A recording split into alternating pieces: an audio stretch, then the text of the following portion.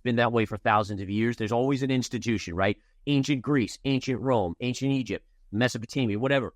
There's always bigger players out there, and they're going to try to basically steal from you, right? In a way of pushing things in a legal way, if you will, to get you out. So don't be like, oh, shake your fist at the stars, right? Or the sun. Learn it, and therefore you can understand and mitigate those risks. Because there's always going to be someone bigger than all of us out there that's trying to do something to us, right? And so we have to learn how to mitigate those risks, which is where logic and discipline. Bitcoinzilla stands out with its simplicity and clarity. We've crafted an experience that anyone can dive into, whether you're a crypto expert or just a new to the crypto world. Now guess who keeps his eye on us? The author of best-selling book Rich Dad Poor Dad, Robert Kiyosaki. And we want to take this opportunity and thank all the people who trusted us, and we read every comment. And the best part, it's free. Subscribing now means you will get all new information for free. Don't just follow the trends, stay ahead of them. Subscribe to Bitcoinzilla today and enjoy the new edge. Gareth Soloway explores Bitcoin's potential recovery to $95,000 by examining market trends and investor signals.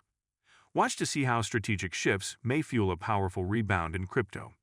The first thing I want to cover is durable goods came out this morning, month over month for February. Actual was not 0.9% versus forecast, which was down at around the negative 1.1% level. So this was much better than expected. And remember, we are now in a period where positive economic data is actually good for the stock market. The stock market is more worried about a recession, and so they want to see positive data that points to the economy being stronger, and durable goods today did that just a little bit. Now, there's a caveat. There's always but wait, there's something else, right?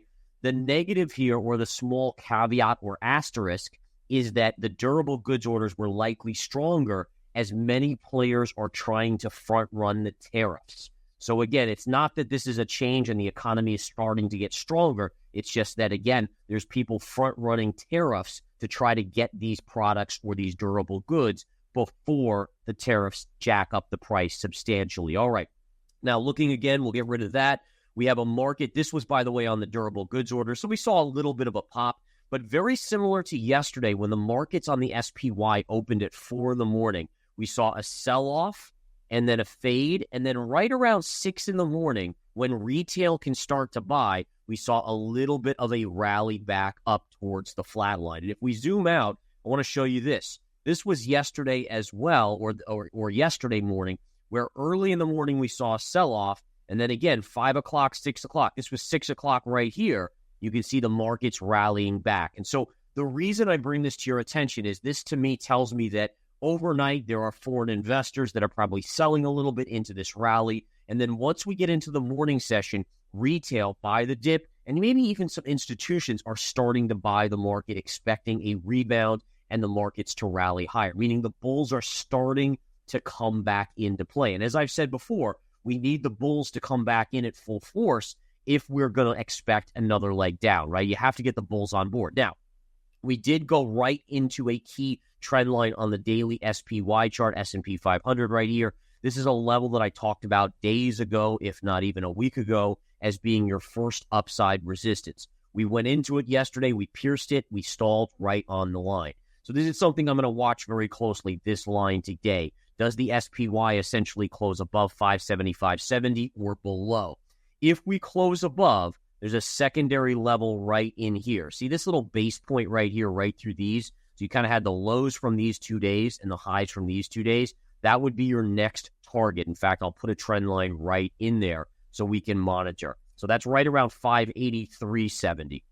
If that gets breached, we have a decent shot of rallying all the way back up to this trend line, which again is the scene of the crime going back here. Bitcoin's price currently hovers around $87,000, reflecting a market in a state of uncertainty. The relative strength index hovers near 51, showing that traders remain indecisive about the next move.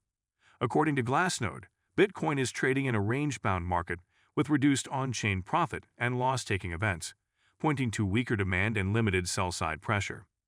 This suggests that both short-term and long-term holders are cautious in their trading strategies. Meanwhile, political developments add to the uncertainty. Senator Elizabeth Warren has raised concerns that the new stablecoin bill could enable figures like Trump and Elon Musk to gain unprecedented control over people's money. These warnings underscore a broader tension between regulatory changes and market dynamics.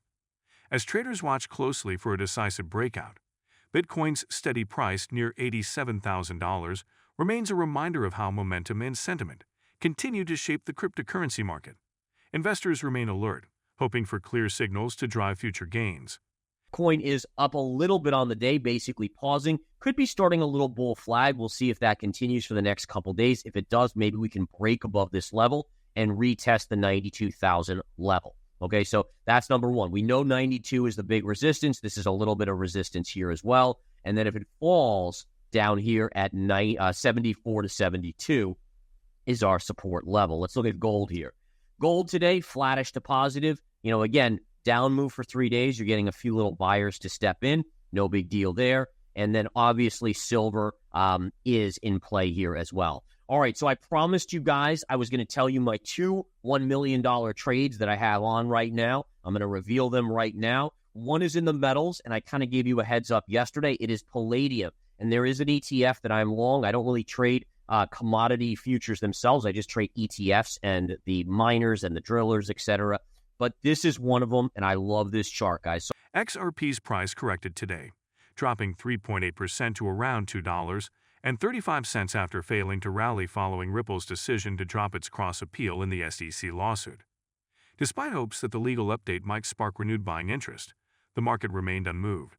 Trading volume surged by 27.5% to $3.37 billion, underscoring intense sell-side activity as profit-taking became evident among hesitant traders. The technical picture adds to the bearish sentiment. XRP confirmed a bear flag pattern on the daily chart after closing below the lower boundary at $2.45. Bulls now face the critical task of holding the support level at $2.20, as a breakdown here could trigger a deeper correction toward $1.60 or lower.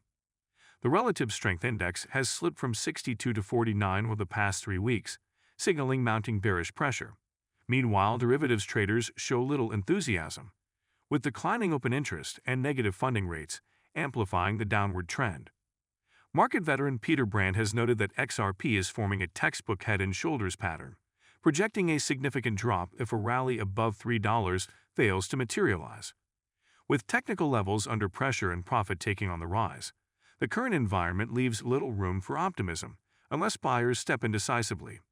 Traders are watching these key support levels closely, aware that further declines are possible if bearish trends persist. Overall, traders remain cautious, and the market awaits decisive buying action to restore confidence and potentially reverse the bearish trend. If you've been with us so far, a big thank you. Don't forget to subscribe for free to Bitcoin Zella for your daily news. The link is waiting below. That's all for today's crypto news. Stick around for more updates, insights, and analysis on cryptocurrencies. Share your thoughts in the comments, like this video, and subscribe for more exciting content.